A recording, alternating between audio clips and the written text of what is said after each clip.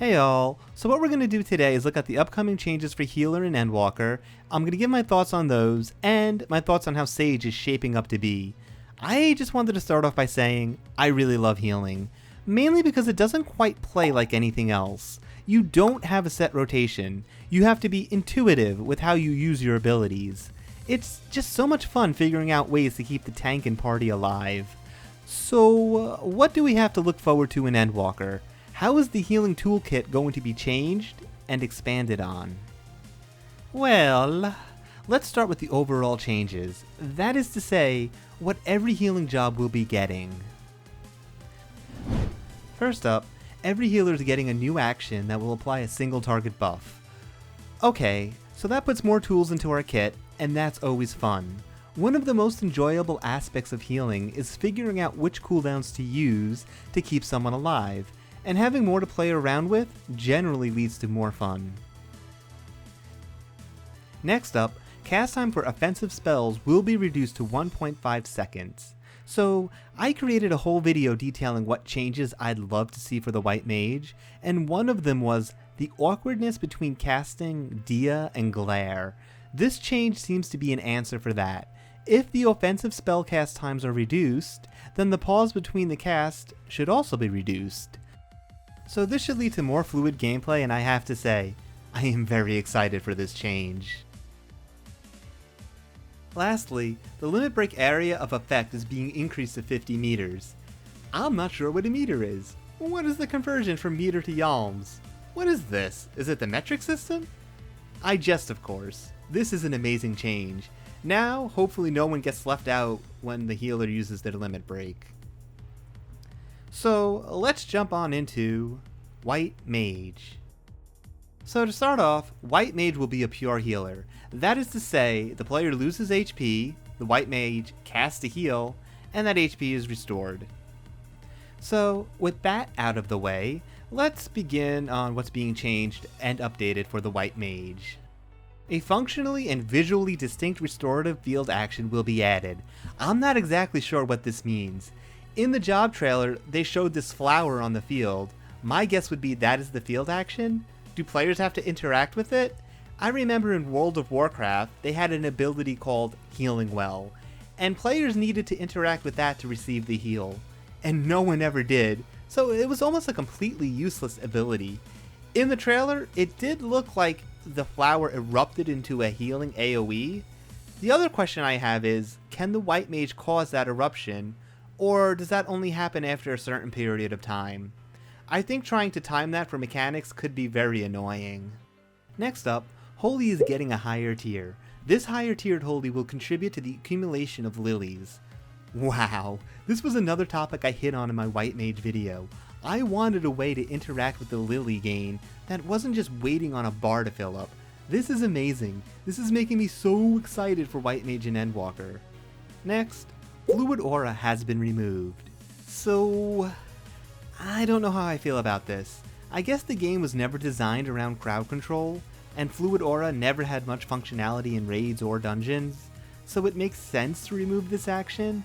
On the other hand, I wish that they would design dungeons where using crowd control was necessary for some mechanics. Yeah, I feel conflicted here. Lastly, Divine Benison is becoming a charged action. That's cool and all. Having more uses for this ability, it's a good thing. It gives us more ways to solve problems. And that is everything they announced for White Mage. So, now we will move on to Astrologian. I just wanted to start off by saying, this is my least favorite healer in the game at the moment. I know a lot of people love this healer and what it brings to the table, but I suppose it's just not in the cards for me. They mentioned Astrologian will skew more towards a pure healer, which basically just means they won't heal using shields and barriers. Okie dokie, so the first change is that Diurnal and Nocturnal Sect are being removed, and healing actions will be updated to always have the effect of Diurnal Sect. They are adding a new ability called Neutral Sect, which will add barrier properties to some of your spells. So this is good. I always felt the current iterations of the sects were press and forget. I am wondering if Neutral Sect will wind up being a cooldown ability. They did say they wanted this job to be a pure healer after all, So being able to add barrier to your heals all the times, well, that seems contradictory towards that statement. So next up, they are changing the way that divination works. In its current iteration, the effect of divination is heavily reliant on RNG, and they are adjusting it so that's less the case. So what they said is, it will now be usable in normal circumstances. I read this as, you don't need the seals to use it. Matching up seals will now give new enhancements to the Astrologian that cast the divination. I think this is a great change. I honestly found using divination to be generally a frustrating spell, mainly because of the RNG. So next up, they are changing redraw from being a charged ability to an ability that you can use whenever you draw a card. I have no idea how much this would help with the RNG factor of getting the seals you want. That is really the reason I am not a huge fan of this job. The RNG of it, I just find that to be very frustrating. There will also be a change to the way that minor arcana works. They didn't say what that change would be, so yeah, your guess is as good as mine. And lastly, they said that they are adding an AoE spell that also heals. That seems similar to the Assize action that White Mage has, but I am guessing it will be more spammable and heal for less than Assize does. They mentioned that White Mage Holy is really good, and they want to make sure the other healers are able to compete with that without taking away what makes White Mage unique. Next on the list, we will talk about Scholar. Okay guys, so Scholar will be a barrier healer type, concentrating less on healing HP and more on keeping the HP from dropping in the first place. They said adjustments have been made to the Scholar heals to make them more of this second type of healer. Next, Scholar is getting a unique job action, which will reduce damage to the party and also grant the party a movement buff, even during combat. This ability will not overlap with Sprint, so don't cast Sprint while under this buff. They also said that the Scholar would be getting a powerful single target buff, but that is not unique to Scholar, since they said all the healers would be getting a single target buff. And guess what guys, that was everything that was announced for Scholar, which really wasn't much. I do enjoy playing Scholar, but in its current iteration, I feel like it's less enjoyable than White Mage. Mainly because I feel with White Mage, I have more tools to solve problems.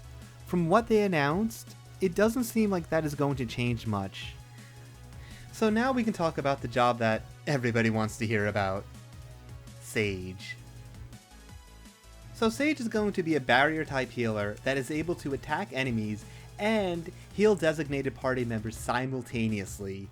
The ability that allows you to do this is called Cardia, which you place on the party member that you want to be healed while attacking enemies. It looks like Cardia has a 5-second recast time, so you can change your designated party member pretty frequently. This is so cool, and it is really making me excited to play this job. Next up, they have unique resources for healing, buffing, and attack magics. They mentioned that one of the attack magics can apply a dot when cast. Okay then, that seems cool. So next up, there is a resource that the Sage uses called Adler's Goal, which it accumulates over time, and this is what allows you to use your barrier heals. So, kind of like how lilies work with White Mage. I do wonder if they will have an ability to give that resource instantly, so you aren't just waiting on a bar to fill up all the time. Sages also have access to a gap-closing ability called Icarus.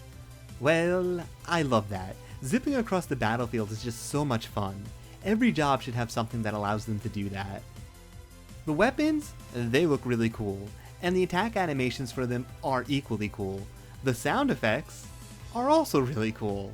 People were saying it sounds like something out of Gundam Wing, and, well, I can't disagree with that right there. It is very science fiction in nature.